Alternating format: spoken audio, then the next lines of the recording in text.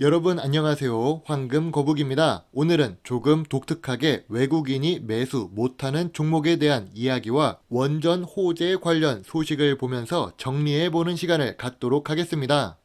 외국인 집에 갑자기 KNN 등기 우편이 날라왔네요. 참고로 황금거북이는 붉은기 거북 같은 외래종이 아닙니다. 순수 100% 한국인입니다. 아무튼 외국인은 KNN 주식을 매수할 수 없다고 하는데 제가 분석한 내용을 보고 외국인이 휴대폰으로 거래를 하는 경우에는 이게 또 매수가 된다고 합니다. 객장에서 외국인이 전화 매수를 할 수는 없는데 휴대폰 MTS 프로그램을 사용하면 매수가 막혀 있지 않다고 합니다. 어쩐지 조금 이상했지만 덕분에 황금거북이가 대신해서 KNN에 있는 경영팀과 통화를 하고 최근 KNN의 주식 상황에 대해서도 통화를 할 수 있었던 기회가 되었네요.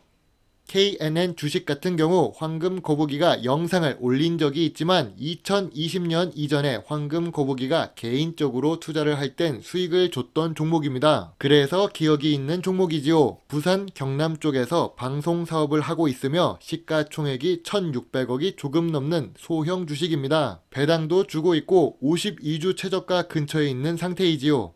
예전에도 외국인 지분이 없어서 궁금했는데 이번 기회에 알게 되어 너무 기쁩니다. KNN은 코스닥 시장에 상장된 지상파 방송 사업자이나 방송법 제14조 1항 외국 자본 출자 제한 규정에 따라 외국인이 취득할 수 없는 종목이라네요. 따라서 외국인 주주는 계속 보유 시 1년 이하의 징역 또는 3천만원 이하의 벌금이라고 말했지만 올해 2022년 12월 28일 기준일 전까지 매도를 하면 된다고 합니다. 몇 명 이런 사례가 있었다고 하는데 하루빨리 외국인이 이 종목을 못 사도록 막아주시면 좋을 것 같아요. 안 그러면 자꾸 황금거북이에게 배당주를 좋아하는 외국인들이 매수를 하고 나서 문의를 할 수 있으니까요. 그래도 참고로 말하자면 KNN은 영업이익률이 높은 종목입니다. 의외로 괜찮은 종목이에요. 재무제표로만 말이죠. 부채 비율 10% 미만을 유지하고 있어서 현금 회사이고 경영팀에서도 전화통화를 했을 때 별 문제 없고 특별한 일이 없는 상태랍니다. 그래서 매출액이 상승하는 종목은 아니고 때에 따라 광고 수입에 영향을 받겠지만 최근 PER이 낮아지고 있다는 것은 당기순이익의 상승을 의미하고 PBR이 낮아지고 있다는 것은 주가가 내려가고 있다는 뜻입니다. 저 같은 경우 PBR이 1 이하로 내려가는 시기에 주식을 소액 매수합니다. 그 이유는 이런 종목은 망하지 않기 때문이지요. 특히 2018년은 상당히 아름다웠던 주가를 보았었죠. 대신 재미는 없었어요. 2020년에 무슨 일이 있었길래 주가가 상승했을까요? 정치 테마 종목은 이렇게 변동성이 큽니다. 특히 소형 주식이고 외국인 자본도 없는 경우 주요 주주 45%짜리 회사라 적은 금액으로도 주가 변동성을 높일 수 있지요. 타이밍만 잘 잡으면 단기적으로 큰 수익을 낼 수도 있는 종목입니다. 물론 지금은 그 정치 테마의 약발이 떨어져서 당분간은 재미없는 상태가 유지될 텐데요. KNN의 바닥 지지선은 900원입니다. 1000원 정도라고도 할 수 있지요. 다만 상승을 크게 하는 날들이 있는데 그 시기가 잘 맞으면 1300원부터 1400원 사이를 오가면서 상승할 수도 있는 종목이지요. 테마는 끝났지만 망하지는 않는 종목이다. 앞으로 1년, 2년 안에도 소식이 있을 수 있다고 말씀드리고 싶습니다. 그래서 이런 종목은 박스권 매매로 수익을 내야 할 것 같다고 봅니다. 미래 성장성도 없으니 주가가 우상향할 일도 거의 없다고 보지요.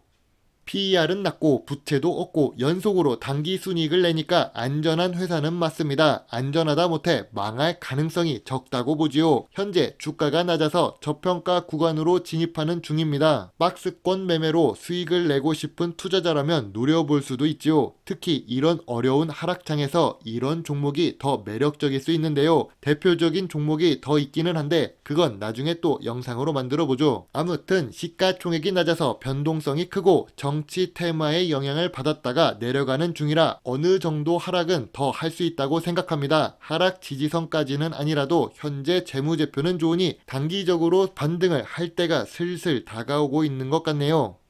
나라의 정책 방향에 따라 주가가 움직이는 주식도 있지요. 대표적인 예로 한국전력을 들 수 있습니다. 현재 한국전력은 굉장히 혼란스러운 상태인데요. 황금 거북이의 인간지표 친구가 매수를 하기도 했던 주식인데 여지껏 분석을 하지 않고 있었습니다. 그렇기 때문에 오늘처럼 원전 관련 종목들이 다 상승하고 있으니 한번 황금 거북이도 숟가락을 올려볼까 합니다. 오늘 한국전력 재미있으셨나요? 사실 한국전력이 6% 정도 올라가면 상한가 수준입니다. 이렇게 움직이는 날이 거의 없는데요. 오늘의 상승은 아무래도 정책 방향을 원전으로 돌아간다는 내용 때문입니다. 단기적으로 반등은 나올 수 있으나 아직 3만원을 보면서 달려갈 정도는 아니라고 생각하지요. 일단 한국전력을 모르시는 분은 없겠고 예전에 배당을 잘 주던 종목이라 많은 배당금을 수령했었던 황금 거북이인데 현재는 단기 순손실을 기록하고 있으니 배당이 끊겨서 아쉬운 주식입니다.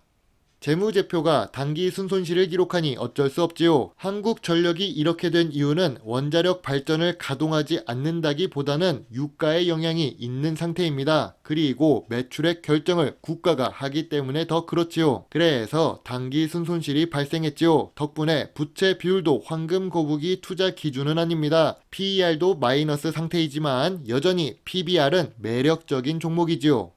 참고로 황금 거북이는 한국전력 주주예요. 평소에 영상을 올리는 투자 기준이 아닌데 왜 샀냐고 생각하시겠지요. 혹시 중국의 발전을 보려면 꾸며진 GDP 상승률이 아니라 그 하나의 성의 전력 사용량을 체크하라고 합니다. 워낙 지표 마사지 작업을 하는 국가라 실제로 투입되는 전기 사용량을 봐야 하지요. 아무튼 전기 사용량이 증가하고 있습니다. 한국 역시 마찬가지입니다. 외국의 사례도 보면 똑같지요. 지금 이 영상을 보시는 시청자 여러분 주변에 전기가 들어가지 않는 기기가 얼마나 있나요? 전기차가 점점 증가하고 있는 시대에는 결국 전기 수요량이 증가할 수밖에 없습니다. 그렇기 때문에 10년 전 주가 수준인 한국전력을 조금씩 담아두고 있지요. 최근 이동평균선 121선을 터치하기는 했지만 여전히 200일선 아래에 있어서 매력적인 상태입니다. 다만 장기적인 관점에서 봐야 하고 다음 대통령님의 정책에 따라 또 변동성이 생길 종목입니다. 그래도 걱정하지 마세요. 망하지는 않습니다.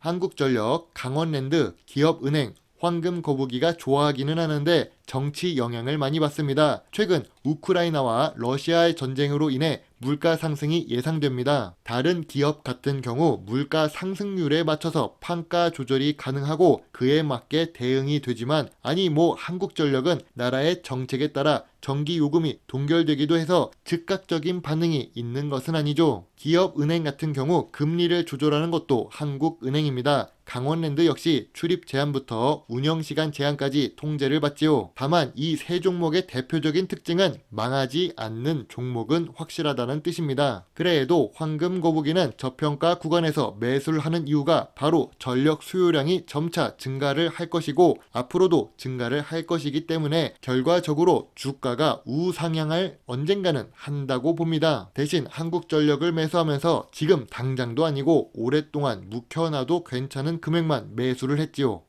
최근 황금 거북이 채팅방 주소가 변경되었습니다. 참고해 주시고요. 이 영상에 나오는 종목에 대한 모든 투자의 책임은 매도 단추를 누른 본인에게 있음을 잊지 말아주세요. 주식 공부가 어렵거나 조언이 필요하신 분은 황금 거북이 오픈 채팅방에서 대화를 해주시면 됩니다. 감사합니다. 좋은 하루 보내세요. 배당주 주식 유튜버 황금 거북이입니다. 쉬는 날에도 영상을 끝까지 시청해 주셔서 정말 감사합니다.